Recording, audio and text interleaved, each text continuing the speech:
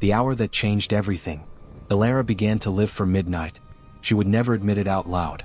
During the day, she was just a poor girl in a too-big house, painting to forget the cold nights she'd spent in her car. She worked extra shifts at the cafe. She ate cheap noodles. She stretched every dollar until it felt like paper-thin hope.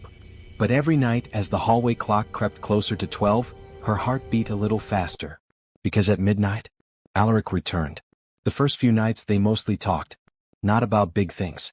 Small things. Human things. Elara told him about her mother, who had died when she was 16. About how she learned to smile through grief. About how people said she was too soft for the world. Alaric told her about riding horses through candlelit streets. About ballroom music drifting through palace halls. About ruling a land that no longer existed on any modern map. "You really were a king," Elara said one night. He nodded once. "I ruled a night kingdom," he said. "A realm hidden from human eyes. We protected the balance between worlds."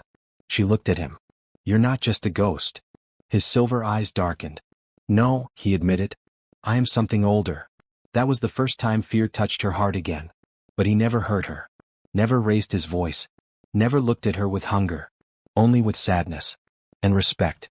One night, she brought him a cup of coffee, forgetting. "It's a habit," she said quickly, embarrassed. "I know you can't drink it." He took the mug anyway. Held it. Breathed in the steam. "I remember this smell," he said quietly. "Life." Her chest tightened. Sometimes they sat on the floor, backs against the wall, talking about nothing. Sometimes he watched her paint. He never criticized. Never judged. Only asked gentle questions. "Why do you hide the pain in your work?" he asked once. Elara froze. "Because pain makes people uncomfortable." "And you?" he asked. "I don't want to be a burden." Alaric turned to her. "You were never a burden," he said firmly. "You were abandoned." The words hit her harder than any insult ever had. No one had ever said that to her before. One night, she finally asked the question that had haunted her. "How did you die?" Alaric went very still. "For a long time," he said slowly, "I told myself it was an accident." She waited. "My brother betrayed me," he said. "He wanted my throne. My bloodline. My power." Her breath caught. "He poisoned me," Alaric continued. "Bound my soul to this house with ancient magic. I was meant to fade. Instead, I became trapped." "A prisoner," Elara whispered. "Yes," he said. "In my own kingdom. Forgotten. Alone." Without thinking, Elara reached for his hand. He took it. "That wasn't weakness," she said softly. "That was cruelty." For a moment, something ancient stirred in his eyes. Not anger. Grief. "You speak like a queen," he said quietly. She laughed nervously. "I can barely afford paint." "Queens are not born from gold," he said. "They are born from courage." The clock chimed. Their hour was slipping away. Elara felt panic rise. She didn't want him to fade. Not tonight. Not ever. "I hate when you disappear," she whispered. Alaric's thumb brushed her knuckles. "I hate it too," he admitted. "Every night feels like dying again." The words broke something inside her. One night something changed. Elara came home shaking. A man at the cafe had followed her to the bus stop. Said things. Blocked her path. Laughed when she told him to leave. She made it home safe. But she was trembling. When midnight came, Alaric saw it instantly. "Who hurt you?" he asked, his voice colder than she had ever heard. "No one," she lied. His silver eyes flared. "You are lying to protect someone who does not deserve it." Her knees buckled. She sat on the bed and started crying. Not loud. Silent. The kind of crying that comes from holding too much for too long. Without thinking, Alaric pulled her into his arms. She stiffened. Then relaxed. His body was cold. But his hold was gentle. Protective. Not possessive. "I will not let the world break you," he said quietly. "Not while I exist." She buried her face in his chest.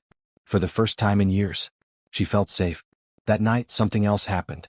Elara dreamed. Of fire. Of silver crowns. Of a girl standing on a throne of shadows. When she woke, her hands were faintly glowing.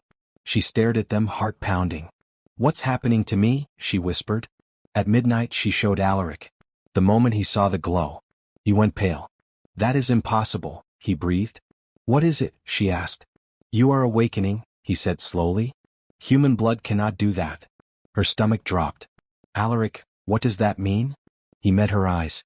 "It means you are not only human. The words hung between them like thunder. Outside, the clock began to chime. Alaric's form started to fade. "Elara," he said urgently. "If what I fear is true, you are in danger." "From who?" she whispered. "From my kind," he said. "From those who would kill you for what you are." He reached for her one last time. "I will protect you," he promised. "Even if it destroys what is left of me." Then he vanished. Elara stood alone in the dark. Her hands still glowing faintly. Her heart pounding. Her life, no longer ordinary. And for the first time, she realized the $1 room was never about survival. It was about destiny. The $1 room and the man who only existed at midnight. Elara Hayes hadn't planned on becoming homeless. No one ever does. It happened quietly at first. A missed rent payment. Then another. A landlord who stopped answering calls. A job at a small art cafe that cut her hours. A relationship that ended with her standing on the sidewalk, holding 2 bags and pretending she was fine. By the time winter came, Elara was sleeping wherever she could. Sometimes on a friend's couch. Sometimes in her old car. Sometimes in the back corner of the cafe after closing, pretending to clean while her body shook from exhaustion. She was 23, soft-spoken, and kind in a world that rewarded neither. Her sketchbook was the only thing she never let go of. She drew to survive. One night, scrolling through cheap rental ads on her cracked phone, she saw something that made her laugh out loud, a hollow, tired sound. Room for rent, $1 per month. Utilities included. Artist preferred. $1. It had to be fake. But desperation makes you curious. She emailed. The reply came within minutes. Polite. Formal. Almost old-fashioned. The lease looked real. The address existed. The photos showed a massive old manor on a quiet street. Too big, too empty, too forgotten. Elara should have walked away. Instead, she whispered, "I can't be picky anymore." The manor stood at the end of a narrow, overgrown road. Ivy strangled the stone walls. Windows stared like blind eyes. The iron gate screamed when she pushed it open, the sound echoing like a warning. She felt it then. Not fear. Loneliness. The kind that soaked into the walls. The key was under a dead flower pot. Just like the email said. When she opened the door, cold air washed over her. The smell wasn't rot. It was absence. Like a house that had forgotten what living felt like. "Hello?" Elara called softly. Her voice came back to her empty and small. She climbed the stairs, every step creaking, until she reached a single room glowing faintly at the end of the hall. The room was perfect. Big windows. Bare wooden floors. A small attached bathroom. Enough space for an easel, a mattress, a dream. She dropped her bags and sat on the floor, laughing and crying at the same time. "For $1, she whispered. "I can survive here." That night, exhaustion took her fast. She fell asleep in her clothes, sketchbook open on her chest. The cold woke her. Not the normal kind. This cold felt alive. She opened her eyes. And saw him. A tall figure stood at the foot of her mattress. Not fully solid. Not fully shadow. A man-shaped darkness watching her. Her scream died in her throat. "Please," she whispered. "Please don't hurt me." The figure tilted his head. When he spoke, his voice sounded like wind through empty halls. "I couldn't hurt you, even if I wanted to." Her heart slammed against her ribs. "Not until midnight," he added softly. The clock in the hallway chimed. With every bell, his form became clearer. Solid. Real. A man stood before her. Tall. Pale. Dressed in dark, old-fashioned clothes. His hair fell past his shoulders. His face was heartbreakingly beautiful, but wrong, like a memory pretending to be human. His eyes were silver. Not gray. Not blue. Silver, like moonlight on water. "My name is Alaric Vane," he said quietly. "And I am your landlord." Elara scrambled backward until her back hit the wall. "You're not real." He smiled. It was the saddest smile she had ever seen. "I died," he said simply. 182 years ago. Her breath came in short, shaking gasps. "This is a dream," she whispered. "I'm losing my mind." "I wish that were true," Alaric replied. "I exist between worlds. I can see. I can hear. But I cannot touch." He lifted his hand. It passed through the air, barely disturbing it. "Except," he said, "for 1 hour every night. From midnight to 1. That was when Elara noticed. The room felt warmer. More real. His presence felt heavier. "Why me?" she asked, her voice breaking. "Why rent me a room for $1?" Alaric turned toward the window, moonlight making him glow faintly. "Because I am a king with no kingdom," he said. She stared. "A king? In life," he said. "Not anymore." His voice carried centuries of loneliness. "Because artists see what others can't. Because you wrote that you paint things that don't exist. Because I am tired of being alone. And for $1, I can pretend I am still human." Elara hugged her knees. She should have run. Called the police. Screamed. But she recognized the look in his eyes. The same look she saw in the mirror. Loneliness. "How long do we have?" she asked. 37 minutes, Alaric replied softly. She swallowed. "I'm too tired to be afraid," she said. "And if I'm imagining you, at least you're kind." For the first time his cold mask cracked. Wonder filled his face. "You would stay?" he asked quietly. "I've slept in my car," Elara said. "You're the least scary roommate I've had." A soft, broken laugh escaped him. Then the clock chimed again. Midnight. Alaric became fully solid. When he reached for her hand, she felt it. Cold. Real. Human. Her breath caught. "You're warm," he whispered. I forgot what warmth feels like. Something shifted between them. Not romance. Not yet. Connection. Two broken souls, meeting in the dark. 1 hour, Elara said. "That's all you get." 1 hour, he agreed. To remember I was alive. Outside the city slept. Inside, a homeless girl and a ghostly king held hands in silence. Neither of them knew yet that Elara was not just a poor artist, and Alaric was not just a ghost. Their meeting would awaken ancient blood, lost kingdoms, and a destiny neither could escape. The night the vampire king awoke, Elara did not sleep after that. She sat on the edge of her mattress, staring at her hands long after Alaric vanished. The faint silver glow faded slowly, like dying embers. Her heart refused to slow. Not human. The words echoed in her mind. She washed her hands in cold water. Nothing happened. She tried to convince herself it was stress, exhaustion, imagination. But deep down, she knew something inside her had changed. The next day at the cafe she dropped a full tray of cups. The crash was loud. The manager snapped. Customers stared. A woman muttered, "Some people just don't belong in places like this." Elara bent to clean up the mess, hands shaking. No one helped. That night she walked home in the dark, feeling watched. Not followed. Haunted. At midnight, Alaric appeared instantly. He didn't smile. He didn't sit. He stood like a soldier. "You were marked today," he said. Her breath caught. "By who?" "By royal blood trackers," he replied. "They can sense awakened power." "I don't understand," Elara whispered. "You are part of an ancient bloodline," Alaric said. "One believed to be extinct." He closed his eyes briefly. "The blood of the Veilborn." The word sent a chill through the room. "What does that mean?" "It means you can exist between worlds," he said. "Human and supernatural. Living in shadow. You can touch what others cannot." Elara's legs weakened. "That's why I can touch you," she whispered. "Yes," he said. "That is why you are the only living soul who can anchor me." Tears welled in her eyes. "So I'm the reason you're trapped?" "No," he said firmly. "You are the reason I may be freed." Before she could respond, the temperature dropped.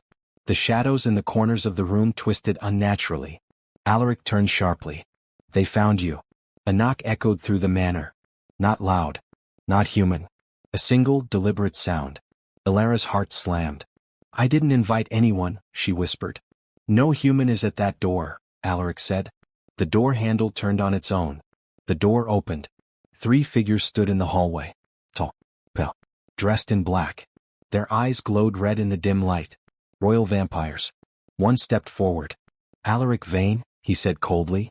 "The dead king who refuses to stay dead." Elara instinctively moved in front of Alaric. Without thinking, the vampire laughed softly. "A human protecting a ghost king," he mocked. "How poetic." "I am not human," Elara said, and didn't know where the strength came from. All 3 vampires froze. They looked at her hands. The faint glow returned. Recognition flashed across their faces. "Veilborn," one whispered. "Impossible." The leader's smile vanished. "You will come with us," he said to Elara. "The council will decide your fate." Alaric stepped forward. "You will not touch her," he said, and for the first time his voice was not sad. It was royal. Commanding. The airship. The vampire staggered back. Power poured out of Alaric. The house itself seemed to respond. Walls creaked. Candles flared to life on their own. You bound me, Alaric said, his eyes blazing silver. You stole my throne. You murdered my reign. The leader hissed. You are a shadow. I am a king, Alaric replied. And she is under my protection. The vampires lunged. Everything happened at once. Elara felt something awaken fully inside her. Her hands flared bright silver. The shadows wrapped around her like armor. She didn't attack. She shielded. An invisible wall slammed into the vampires, throwing them back down the hall. They crashed into the far wall. The manor shook. Silence followed. Alaric stared at Elara in awe. You did that, he whispered. I didn't even think, she said, shaking. The vampires retreated, eyes burning with hatred. This is not over, the leader said. The council will come. They vanished into mist. Elara collapsed. Alaric caught her. Held her. You saved us, he said quietly. I'm scared, she admitted. So am I, he said. But you are not alone anymore. She looked up at him. What am I to you? She asked softly. The question hung heavy. Alaric didn't answer immediately. When I ruled, he said slowly, the veil-born queen stood beside me. Elara's breath caught. She balanced the realms, he continued. She was my equal. My anchor. Realization hit her like lightning. You think I'm her?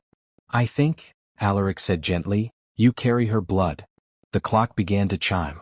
His form started to fade. Elara, he said urgently. If the council takes you, they will use you. Control you. Or kill you. What do we do? She whispered. We run, he said. Before they come back. How can we run if you're bound here? His eyes darkened. There may be a way, he said. A ritual. Dangerous. Forbidden. Tell me, she said immediately. It could make me fully alive, he said. Or destroy me completely. Tears filled her eyes. I won't lose you, she said. He reached for her face. I have been dead for nearly 2 centuries, he said softly.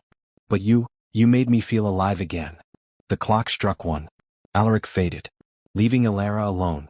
A veil-born, hunted by vampire royalty, bound to a fallen king, and standing on the edge of a choice that would change both worlds forever. The ritual and the betrayal. Elara packed in silence. Not clothes. Not food. She packed memories. Her sketchbook. Her mother's old necklace. The single charcoal drawing Alaric had left behind, proof he was real. Everything else felt meaningless. She knew they were coming. She could feel it. The air in the manor grew heavier every night. Shadows lingered too long. The silence listened. When midnight came, Alaric appeared with urgency in his eyes. They are close, he said. The council will not wait. Then we do the ritual, Elara said. His jaw tightened. You don't understand the cost. I don't care, she replied. I already lost everything once. Alaric stepped closer. If this fails, he said, you could lose your life. Or your soul. She met his gaze. If I do nothing, she said softly, I lose you. For the first time Alaric looked truly afraid. Not of death. Of loving. The ritual had to be done in the heart of the manor. The old throne room. A place Elara hadn't been allowed to see. When they entered, her breath left her. Broken chandeliers. Torn velvet banners. A cracked stone throne at the far end, still radiating power. This was my kingdom's heart, Alaric said quietly. Where oaths were sworn. Where queens were crowned. Elara felt the room respond to her. The air warmed. The shadows bowed. You belong here, Alaric whispered, then stopped himself. I'm just a homeless girl, she said shakily. You are more than you know. They began the ritual at midnight. Ancient words filled the room. Silver symbols burned into the stone floor. Elara stood in the center. Alaric stood opposite her. I will bind my soul to yours, he said. Not as king to subject, but as protector to chosen. Her heart pounded. What does that make us? Connected, he said softly. In ways that cannot be broken.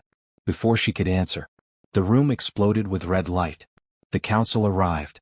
6 royal vampires. And 1 human. Her manager. The same man who humiliated her. The one who followed her to the bus stop. You? Elara whispered. He smiled. I was paid to watch you, he said. Poor girls don't notice they're being tracked. Rage burned through her. Betrayal cut deeper than any blade. The vampire leader stepped forward. Step away from the king, he ordered Elara. And we may spare you. Alaric moved in front of her. You will not touch her, he roared. Chains of blood magic erupted from the floor. They wrapped around Alaric, dragging him to his knees. Alara screamed. Stop. The leader smiled cruelly.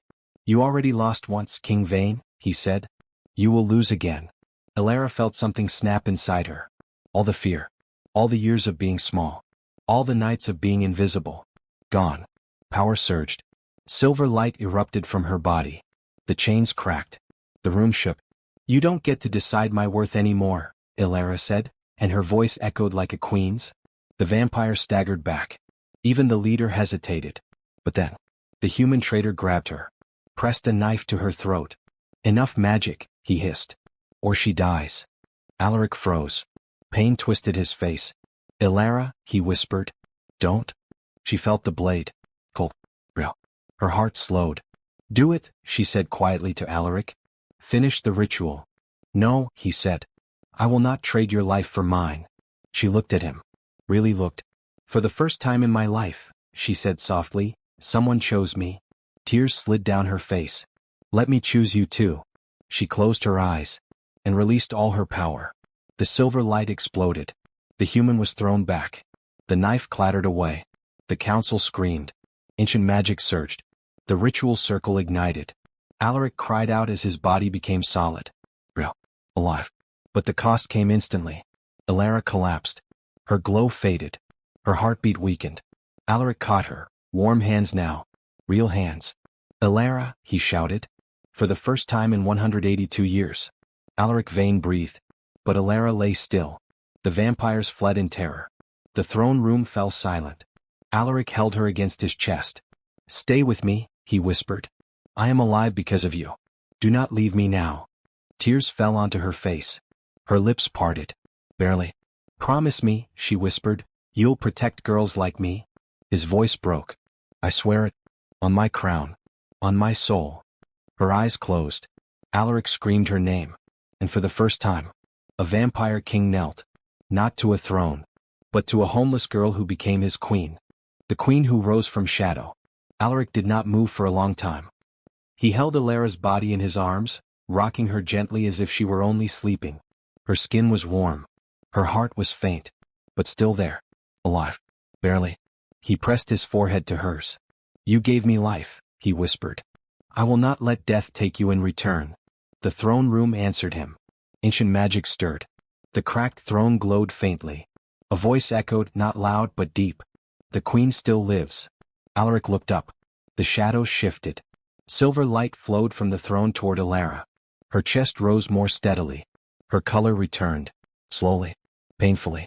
She gasped. Air filled her lungs. Her eyes opened. Alaric laughed and cried at the same time. Alara, he breathed. You're here. You're here. She blinked, confused. Did we win? She whispered. He smiled through tears. Yes, he said. Because of you. The next nights changed everything. The council did not return. Word spread through the hidden world. The veil-born queen had awakened. The fallen king had risen. Those who once hunted now bowed. The traitor human was arrested by human authorities, exposed for stalking, illegal surveillance, and corruption. The cafe manager was fired. The women he had mistreated came forward. Justice came quietly and powerfully. Alara stood in the throne room days later wearing a simple gown. Not royal. Not human. Something in between. I don't belong here, she said softly. Alaric took her hands. You belong before you ever knew it, he said. She looked around at the ruined hall. I was homeless, she said. Invisible. You were a queen in hiding, he replied. Her eyes filled with tears. I'm still scared, she admitted. So am I, he said. But we will be scared together. Slowly the manor changed. Light returned. Rooms were cleaned. Candles burned again. Artists came. Lost souls came. Girls with nowhere to go. Alaric turned the manor into a sanctuary. A place where no one would ever be invisible again. Alara painted again. Not to survive. To heal. Her art changed. No longer pretty. But powerful. Raw. Alive. One night, standing on the balcony, Alara asked quietly, Do you love me? Alaric didn't answer right away. He took her hands. When I was dead, he said, I believed love was something for the living. He looked into her eyes. You taught me that love is what brings the dead back to life. She rested her forehead against his. So, that's a yes? A small, real smile touched his lips. Yes, he said. But slowly, properly. As a king should love his queen. She laughed softly. I don't need a crown, she said. You already wear one, he replied. In the way you protect the broken. Alara Hayes, homeless girl, invisible artist, became queen of the veil. Not because of blood. Not because of destiny. But because she chose kindness in a world that showed her cruelty. An Alaric Vane, vampire king, ghost, fallen ruler, found life again. Not through power, but through a girl who rented a room for $1 and unknowingly claimed a kingdom.